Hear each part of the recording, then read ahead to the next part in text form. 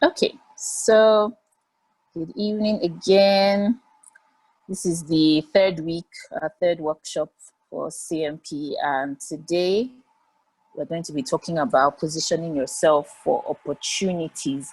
Last week was communicating your value, and we wanted to put the two together, but it was important to first even know how do you even define your value, communicate it, and then position yourself, because positioning yourself comes as a result of being able to articulate your value. So I'm just going to quickly run through what is required in terms of positioning yourself for opportunities.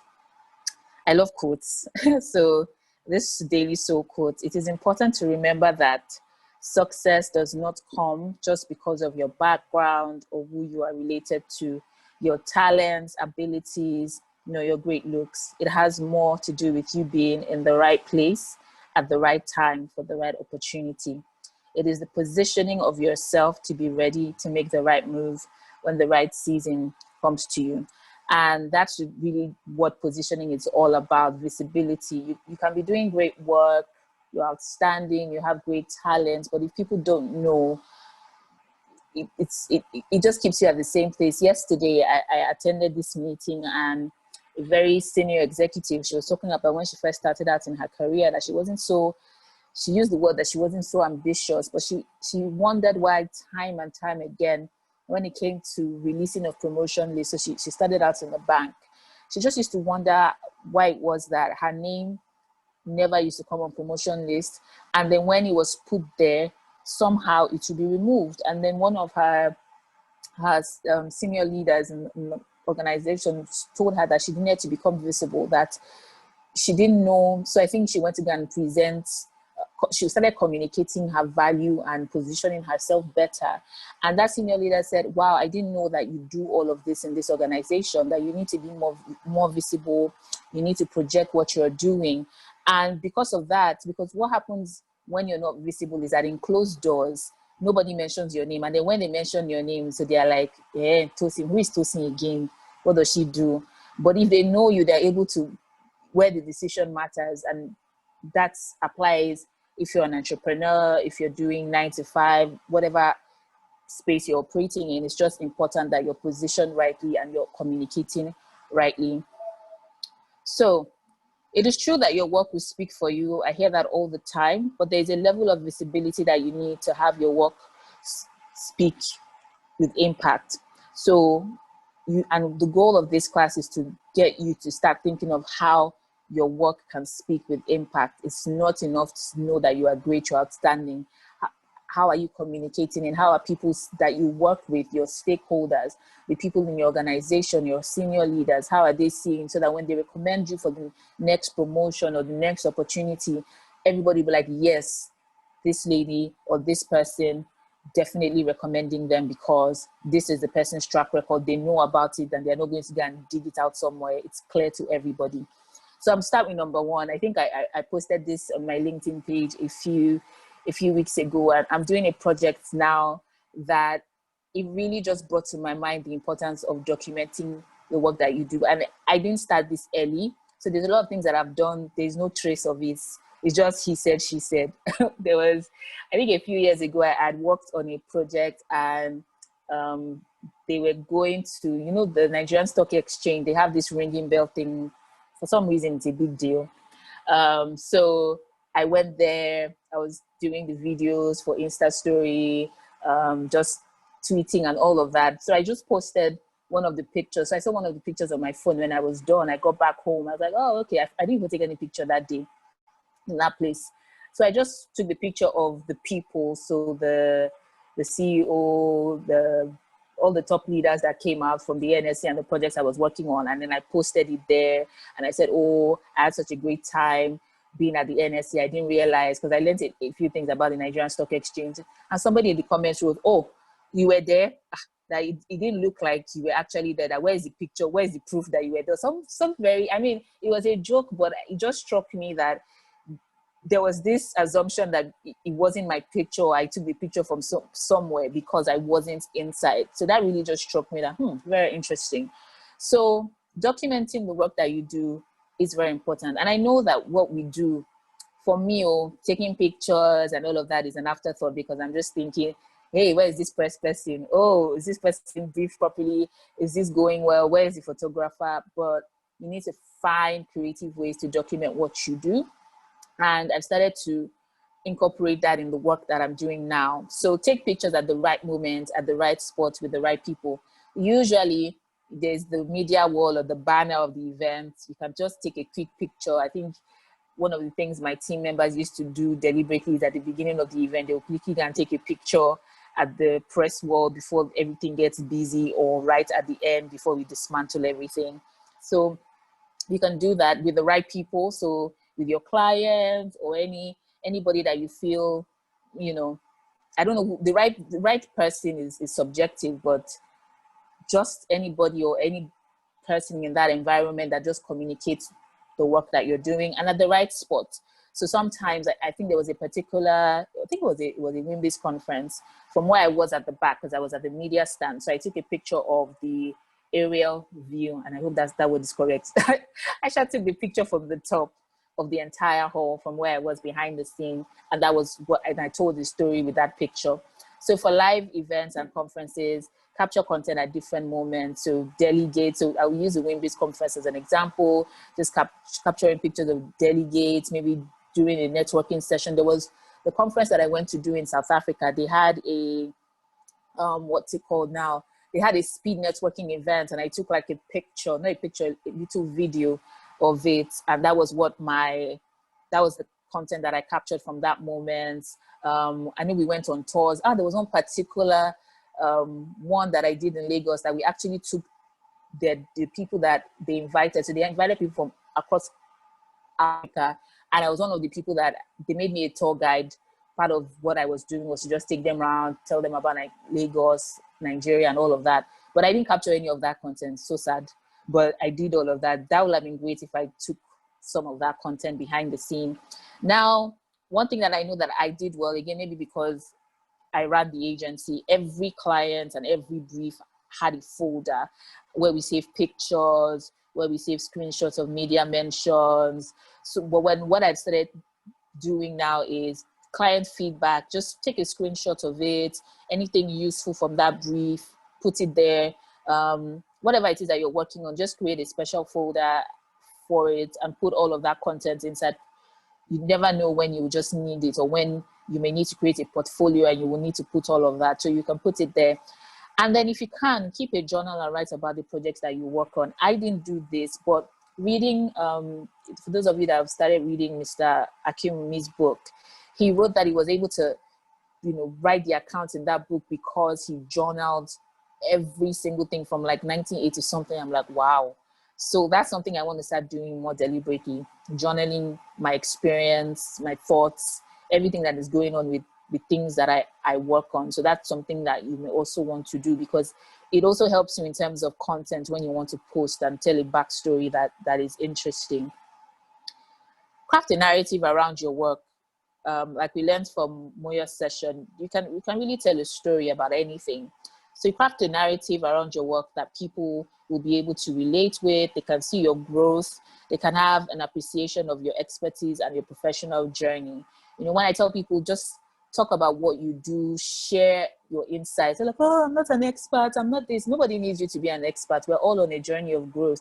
But it's just how you tell the story. It's just how you put it there. There's something that, interestingly, I put it in this slide, but then I saw it on Buki Taylor's page, and she wrote, I do great work. Talking about my work is not bragging.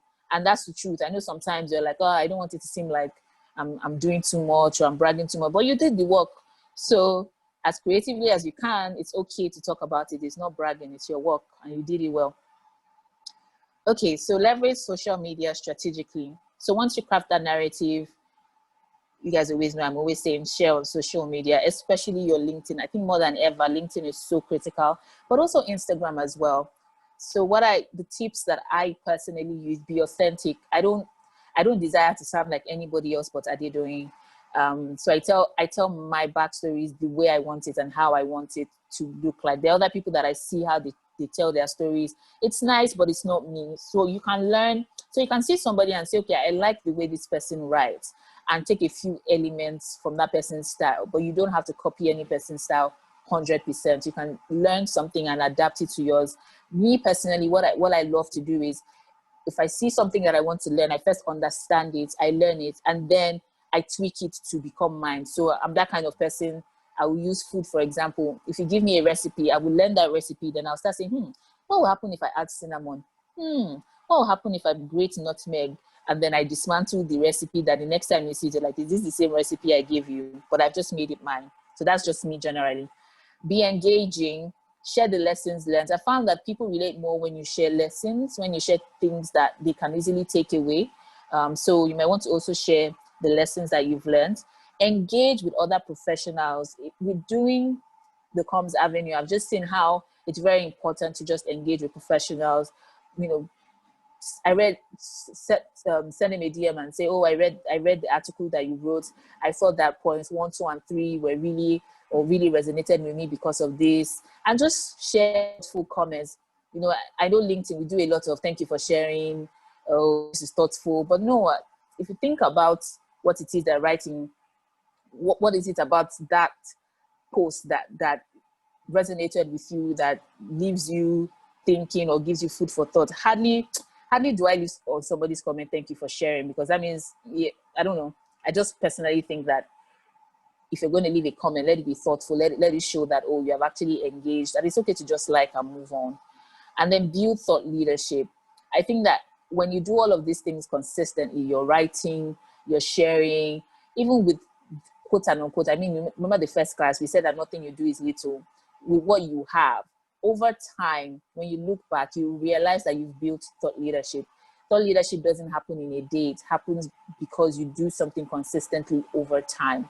So once you start, the general goal is for you to become a thought leader in this space that we operate in.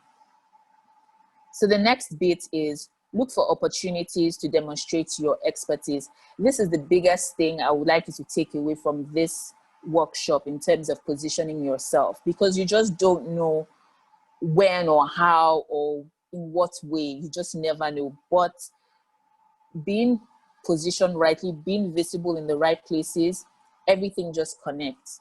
So volunteer for projects and causes where you can help them with communications. So over the when COVID started, there's a Project Arc that I led communications and media on, and now the phase 2 of it, I've stopped actively managing the comms, but phase 2 of it has now evolved, and it's turning into this big partnership that is very, very, very amazing to be part of. Oh, I see the slides has gone off. Sorry, let me put it back. Okay. Yes, so, and that's how many months down the line, but I just did it because it was a cause that I was really passionate about, and it has now bloomed into something much bigger than even when we started. So take advantage of open doors to tell your story on a new platform. So I tell this story about when in 2016, I was doing some research for Leading Ladies Africa. So I found this website, and when I got to the About Us section, I saw Share Your Story, and I opened it, and it was just a bunch of like maybe 10 to 12 questions, and then you upload your pictures and evidence of what you do. And by this time, I'd already started Swaku Writers Hub, and we had an Instagram page. I had some videos on YouTube, interestingly. I had a few things. So I just said, why not? This was like midnight. So I said, why not? Let me tell my story about, how I'm helping people to develop their writing skills. And I did that. I think like 2 days later, they published it on their website. Now, the interesting thing from this story was that months later, I can't forget this incident. I'm going to Abuja. I land in Abuja. The first message that I see is congratulations, we'll watch it. No Nigerians can be funny. I'm like, what are we watching? And then she's like, oh, that you're in the newspaper. I'm like, which newspaper? That I don't, at this time, I hadn't started pitching myself or anything. So I was like, I don't remember talking to any journalist. I don't remember any newspaper getting in touch with me. And then just as I was talking to this person, another person said, congratulations, I just saw you in the newspaper. I'm like, please, can you send me this newspaper that you people speak of? And there it was. They sent it to me. It's Center Spread, what's the name of that leadership newspaper, of the same article, the same interview that I had filled on this website. They just copied it. Now, I don't know if they had, because I know like some websites have some syndicating agreements with some print media. I don't know if they had that, but they shall lifted the thing word for word and put it in the Center Spread. And that was mind-blowing for me. Till today, I've never seen a physical copy of that interview. I just have the screenshot, but it just shows me the power of just telling your story, because you just never know. So what if I didn't? It was even curiosity that made me say, let me just fill it. And what if I didn't do that? And that, let an open door. And after that, I got a call from somebody that saw that interview. So a lot of things just happen. So if there's any platform where you can tell a story, your story, please do. Don't say, oh, I'm just 2 years in the industry, I'm just 5 years. Please take advantage of it. Tell your story, share your story. What have you achieved so far? What would you like to achieve? It opens doors. People say, so when I talk to certain people and I mention some people that are popular, they say, oh, this person, she's everywhere. I say, yes. And the thing is that she's this person or that person, they are going to be getting more opportunities because they are visible. It's just, I don't know if there is a law, but as they are quote unquote, when people refer to them, they say they are making noise. I don't see it as making noise. They're just more vocal than other people. But as they project all of these things, more opportunities will find their way to them. It's just life. That's, if we take it or leave it, but it's just life. And I'm proof of that. Last year, when I started being deliberate about personal branding, I started to talk about it so much on my pages, and I started to get speaking engagement. Before I knew it, there was a month that all the speaking engagements that I was doing was personal branding, and people started calling me personal branding expert. I didn't put it upon myself to call myself a personal branding expert, and that was when the Tony Elumelu Foundation opportunity came as well. So there's just a thing about talking about what you do, being vocal, being positioned rightly. It brings more opportunities your way. I think I've touched on that point well. Volunteer to lead a learning session. So when it becomes avenue where we're telling you, oh, peer knowledge session, come and lead. The reason why we do that is because you just never know who is there in that group that will just say, this girl knows a lot, let's invite her for something. You just never know. Aside from the fact that leading a learning session helps you to hone your skills, leading a learning session helps you to become more comfortable, especially when you do it in a community where you're comfortable. It helps you to become more confident. You just never know. And then you have content that you can use later on. Like this now, I'm recording it. I can put it on YouTube. Somebody can see it one day anywhere. Like, there's just so much that can happen. So volunteer to lead a learning session. Hold a free webinar. I know some people will scream on this point, but hold a free webinar or learning session for people in your network connections concerning a topic that addresses their needs. People have needs, and we are now in a very beautiful time where people are embracing virtual. So I put up a post. In fact, last 3 weeks or 4 weeks ago, I thought of doing something for shy, introverted people, because I was just like getting tired of clients saying, oh, I don't want to be out there. I had heard it so many times. I started to think, how can I even help these people? But because I was so swamped with work, I didn't even do any post on it. So my article that came out in Business Day Weekend last weekend, in fact, wasn't meant to come out because I was late in sending my article for the week. So I had sent a message saying, oh, I'm really sorry that I'm sending it this late. And then I realized that visibility tips for introverts, I realized that I had written it a long time ago, but I didn't send it. So I attached it and said, oh, I found this, by the way. The feedback that I got was, oh, Adedoyin, this submission is late. It will come in next week, which is this weekend. So I said, no problem. I know that I was late. Saturday, I opened, social media, and I see that they have tagged me. And I said, oh, wow, they eventually published the visibility tips for introverts. And I said, oh, it's even good. Let me use this to introduce the webinar that I've been thinking of doing. That's how I put it there with the funny caption I did. Look at my DMs. This is for me. Oh, I really need this. Oh, this and that. It's a pain point. It's a need. And I'm hosting this free webinar. Let me help them to understand that, you know, social media is not as difficult or strenuous as you think it is. So you too, you can do the same thing. It doesn't have to be 100 people. It can be 10 people. In fact, it can be 5 people. It starts from somewhere. When I first started this whole teaching people stuff at Sparkle Writers Hub, sometimes it was 2 people, sometimes it was 5 people, but I have just, remember we spoke about excellence, whether it's 1 person, or whether it's 2, whether it's 5, it's the same level of excellence, dedication, and commitment I will give it to it. So that's the same thing. So if there's a topic that you're passionate about, do a free webinar, a learning session for people in your network. And remember, there's something very powerful about teaching. The more you teach, the more it's like ingrained in you. It's just, I don't know, it's a very beautiful dynamic. Offer free one-on-one advisory sessions. I did this when I first started Sparkle Writers Hub. And for 1 year, I was doing free coaching sessions, and it was really good. And I just even did it out of passion. And it opened up other opportunities. People got to know about Sparkle Writers Hub. I got testimonials. People started seeing me as a writing coach. You know, I've evolved beyond that, but there's power in doing that as well. Be generous with your time and expertise.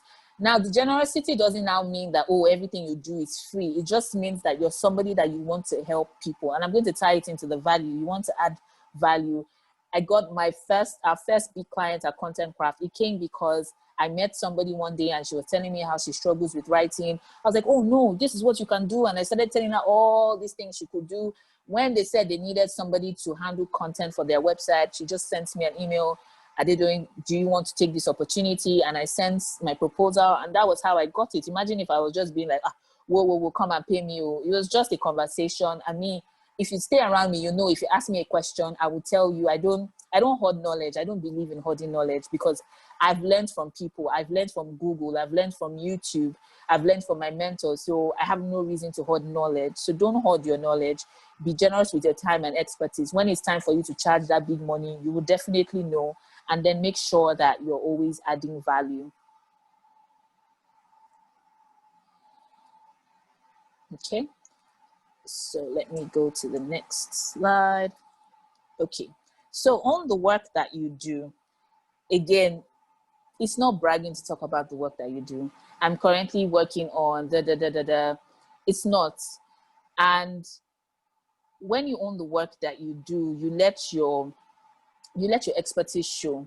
Something happened to me this week that was really profound, and it's going to inform, I'm going to give you guys an assignment.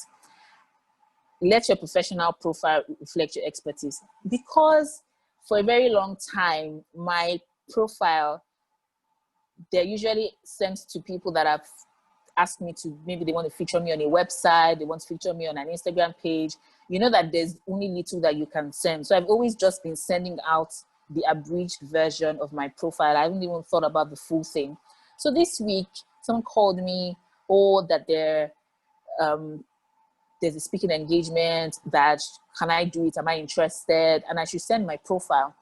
Now, there's details about this thing I can't really share, but what I can share is that I just divinely knew that encounter was not about the speaking engagement, because it didn't, something just didn't add up. But I just knew that there was something that God wanted me to learn. So I started to just pay attention. When she said to me, send your profile, I looked at my phone, because usually on my phone, my emails, I have it attached. And I looked at the last one that was attached to my email. I was like, gosh, this is not current. My laptop was dead at the time. I couldn't even use my laptop. I opened Microsoft Word on my phone. I realized the thing had been disabled since I left the NESG, so I didn't have access to my Microsoft Word. So I started thinking, oh my gosh, are they doing?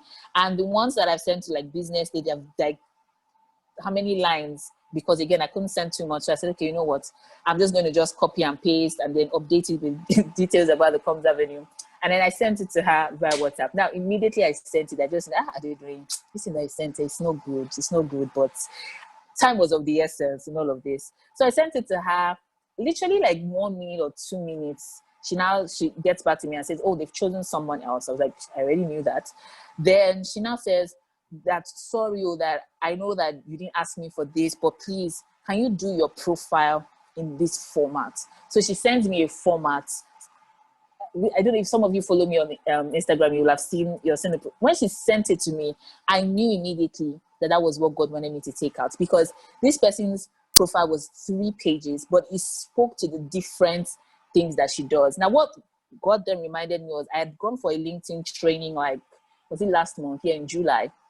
And in the about section, the guy talked about breaking your expertise, that instead of writing, there's a way we write our profile, like you just combine everything. I have expertise in public relations, media, this thing, that break down what you do into the different aspects. So on my LinkedIn page, what I now did was I now sectioned out all of the different areas. So in doing my personal profile, my professional profile, I now got out all of that, and then I fleshed it out. Now I have 3 pages. And when I finished, I think I started clapping for myself. They're doing your work, to God. But I saw the difference. If I sent this one to her instead of that first one, of course I sent it to her eventually in case down the line there's something else. But that professional profile carried more weight. And then what now came to me was, you need to be prepared. When this opportunity comes, they say, send your profile. Please, what are you going to send to them? Send your portfolio. I'd asked somebody to send me a portfolio, and she was forwarding links.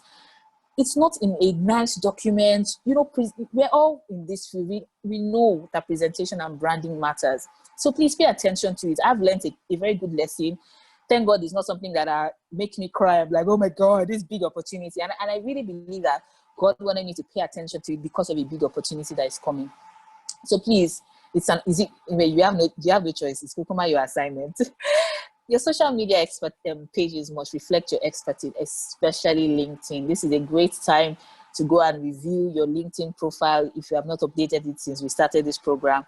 And then creatively post updates about current and recent projects. I know that sometimes you work on things that you can't talk about in the moment. Last year, I did a documentary project that when we started working on it, I couldn't say the name of the client. I obviously had to protect the people that we were interviewing. But what I did was, in my Insta story, I was posting pictures and videos of the process. So there was a time we had to go to one of the places. We couldn't get there by road, and we were on these bikes, and the water was so deep. And I didn't use my phone because fear of my phone cannot fall inside the water.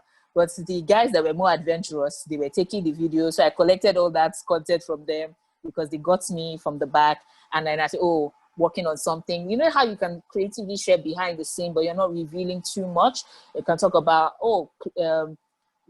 it's stretching me to work on this documentary, but it's also making my creative juices flow. And I think I shared the picture. We had gone to the beach, and I shared a picture.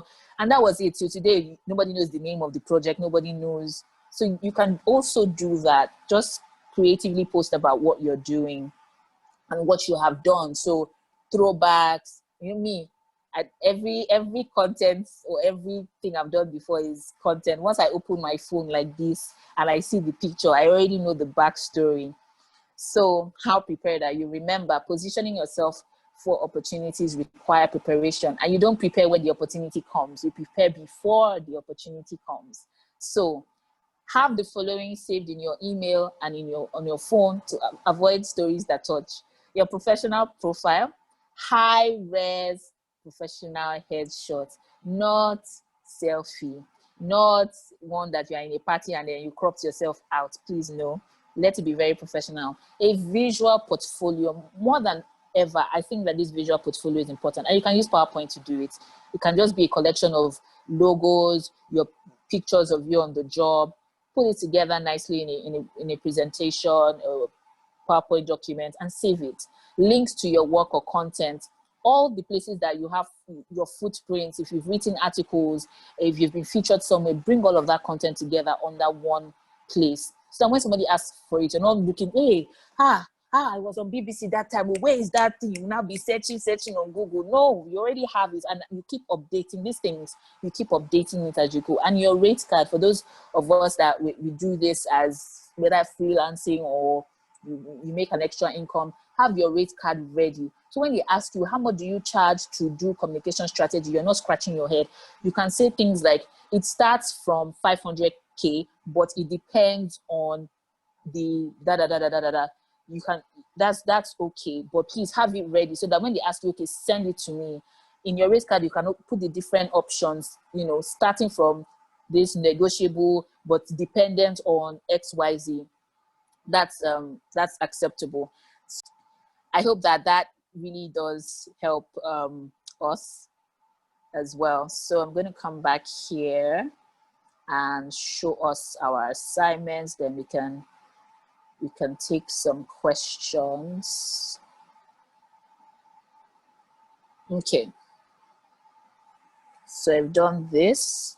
So your assignment, and I'm going to give you 2 weeks to do this. Develop your professional profile. I've shown you mine.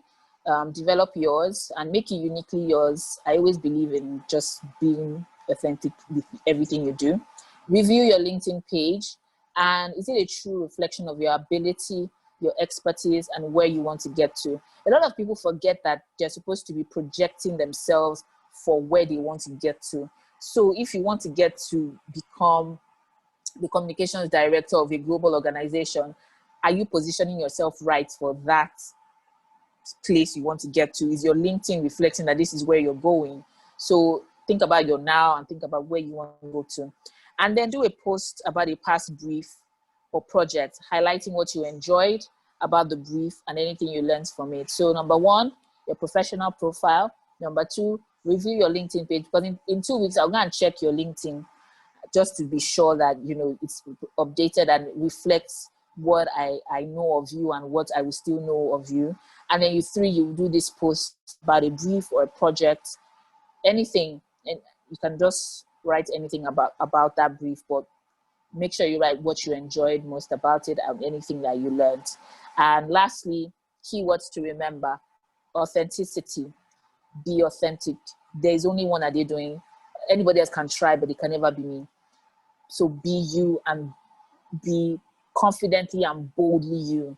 Add value. Value is so important. Value opens doors. People don't even understand how powerful just being somebody, a man or woman of value is. It's so important. Be honest. There's no reason to exaggerate. Tell it as it is. And the ones that you can't tell, it's okay not to tell it. But if you're going to tell it, make sure you tell it truthfully and honestly. And originality. Be original. You can see something that you like, but then I don't believe in copying 100%. You know, I always believe that anything that is new is usually an improvement of something that exists before. So you can be original and say, okay, how can I make this better? How can I make this mine? How can I make this sound like Adedoyin? How can I make this more on brand with who Adedoyin is? And that's one things that I would like you to remember.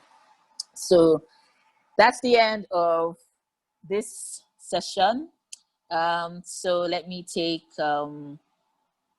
comments and contributions, or let me also read the chat section.